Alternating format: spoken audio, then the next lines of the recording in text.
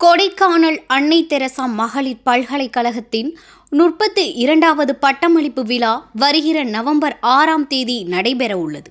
இவ்விழாவில் தமிழ்நாடு ஆளுநரும் பல்கலைக்கழக வேந்தருமான RN ரவி அவர்கள் பல்கலைக்கழகத்தில் பயின்ற 375 மாணவிகளுக்கு நேரடியாக பட்டங்களை வழங்க இருப்பதாக அன்னை தெரசா மகளிர் பல்கலைக்கழகம் துணை வேந்தர் முனைவர் கலா தெரிவித்துள்ளார்.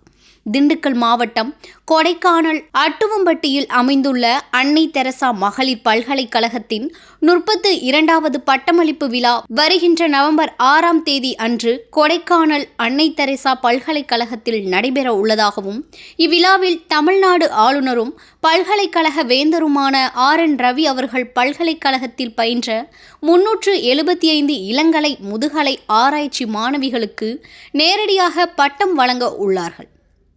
மேலும் 8111 மாணவிகள் விழாவில் கலந்து கொள்ளாமல் பட்டம் பெற உள்ளார் எனவும், இந்த பட்டமளிப்பு விழாவில் மாண்புமிகு தமிழ்நாடு உள்கல்வித்துறை அமைச்சரும் பல்கலைக்கழக இணைவேந்தருமான முனைவர் கோவி செழியன் அவர்கள் பங்கேற்க உள்ளார்கள்.